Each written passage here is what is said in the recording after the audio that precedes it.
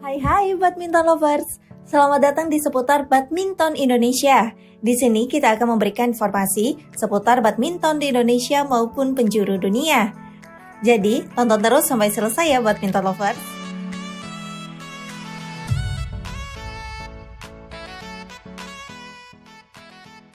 Hasil drawing Sudirman Cup 2021, Indonesia berpeluang besar lolos.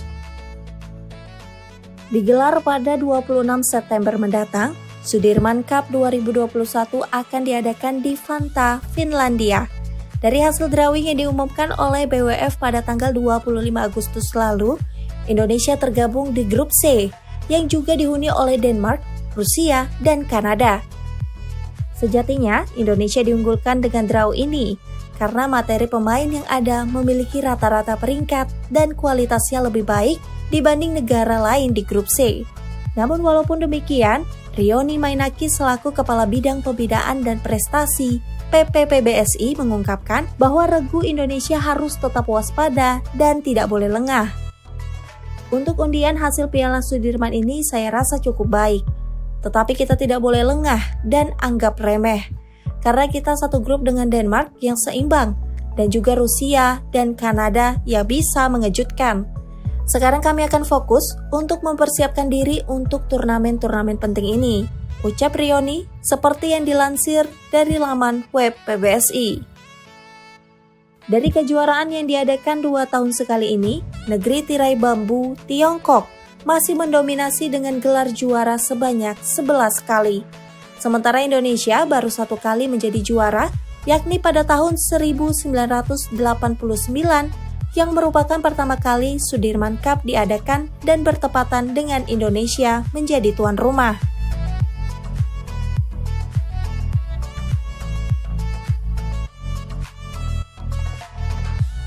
Masih karena COVID-19, turnamen Korean Open pun dibatalkan BWF. Efek pandemi COVID-19 nampaknya masih menjadi masalah besar bagi BWF untuk menjalankan sisa-sisa turnamen yang akan datang. Itulah yang terjadi pada gelaran Korean Open tahun ini. Dijadwalkan berlangsung pada 31 Agustus sampai 5 September 2021. Turnamen yang sebelumnya berstatus tertunda ini pun mau tidak mau ditiadakan. BWF beralasan bahwa pembatasan dan kasus COVID-19 yang sedang berlangsung membuat penyelenggara tidak punya pilihan lain selain membatalkannya. Kepala Bidang Pembinaan dan Prestasi PPPBSI, Rioni Mainaki menyampaikan rasa kecewanya terkait pembatalan turnamen ini. Namun, ia juga menyadari bahwa keputusan yang diambil oleh BWF tidak lain untuk mengutamakan kesehatan dan keselamatan juga. Ya memang, harusnya Korea Terbuka ini jadi ajang pemain-pemain kami untuk kembali bertanding. Ada beberapa nama yang ikut itu sudah lama tidak bertanding, dan ada pemain muda juga. Kami mau melihat kesiapan dan perkembangan mereka, sekaligus mengambil gambaran untuk tim Sudirman dan Thomas serta Uber nanti, ujar Rioni seperti yang dilansir di laman web PBSI. Tapi memang kembali lagi, ini masa pandemi dan belum selesai. Negara di kawasan Asia masih berjuang untuk lepas dari COVID-19 dan saya menyadari itu. Kesehatan dan keselamatan semua adalah hal yang terpenting. Lanjutnya, tak hanya Korean Open, turnamen yang berdekatan pun seperti Macau Open yang juga direncanakan digelar pada 2-7 November harus ikut dibatalkan.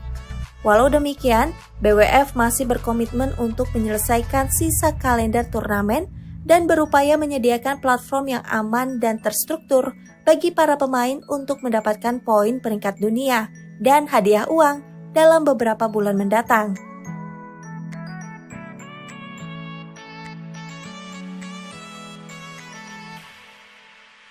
Grecia Poli dan Liliana Natsir ternyata pernah berpasangan saat kecil.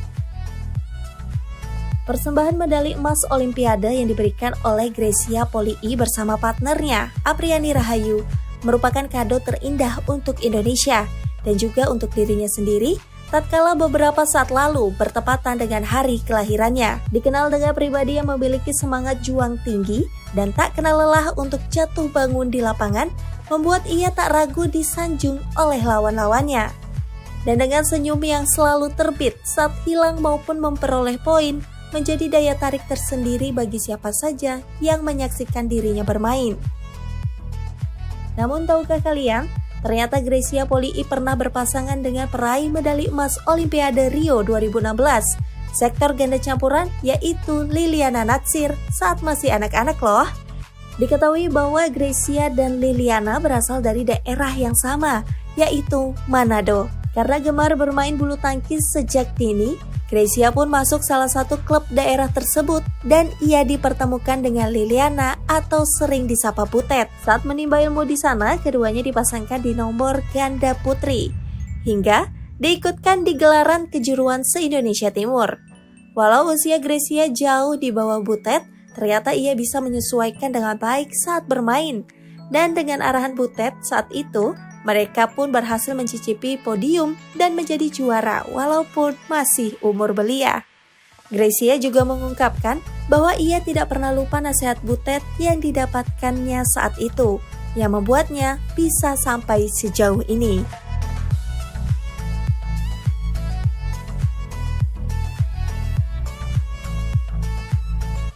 Tak perlu pungut poin, Greysia Apriani pastikan lolos ke BWF World Tour Final 2021. Kabar baik datang dari ganda putri. Pasalnya Federasi Bulu Tangkis Dunia atau BWF memutuskan pasangan Greysia Poli dan Apriani Rahayu dipastikan langsung lolos ke BWF World Tour Final 2021. Kabar tersebut diperkuat dari cuitan Ketua Bidang Humas dan Media Bambang Rudianto atau yang akrab disapa Bung Broto Happy. Ia juga mengatakan, kami masih fokus bahwa keputusan itu berlaku bagi peraih medali emas Olimpiade, ujarnya. BWF memutuskan bahwa peraih medali emas Olimpiade otomatis akan langsung lolos ke BWF World Tour Final tanpa harus bersusah payah mengumpulkan poin. Walau demikian, ternyata hal itu hanya berlaku untuk peraih medali emas saja. Peraih medali perak dan perunggu tidak diberikan hak istimewa tersebut, sehingga masih harus berjuang untuk mengumpulkan poin agar bisa lolos dan bermain di kejuaraan bergengsi tersebut.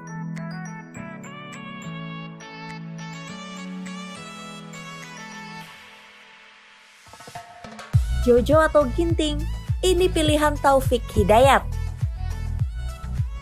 Nah, tahukah kalian? Beberapa saat lalu ketika diminta untuk memilih di antara dua tunggal putra terbaik Indonesia saat ini, yaitu antara Jojo dan Ginting. Ternyata, sang legenda itu menjatuhkan pilihannya kepada tunggal putra yang berasal dari daerah yang sama dengannya, yaitu Anthony Sinisuka Ginting. Banyak dari badminton lovers yang sudah menebak bahwa Taufik Hidayat memang lebih condong ke Ginting. Tidak hanya berasal dari daerah yang sama, ternyata mereka pun berasal dari klub yang sama pula, yaitu SGS PLN Bandung. Itulah yang membuat pendapat para badminton lovers bahwa Taufik lebih memilih Ginting. Walau demikian, Taufik juga menegaskan bahwa ia memilih Ginting bukan semerta-merta karena alasan itu.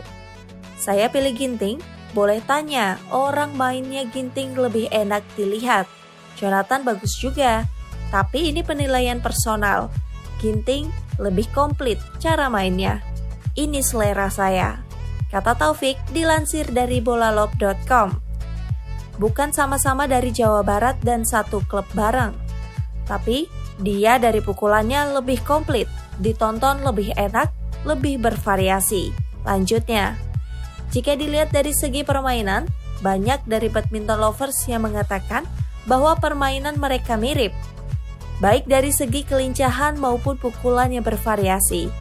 Diketahui juga, Ginting memang mengidolakan Taufik Hidayat sedari dulu, dan diharapkan ia juga mampu berprestasi seperti sang idolanya itu.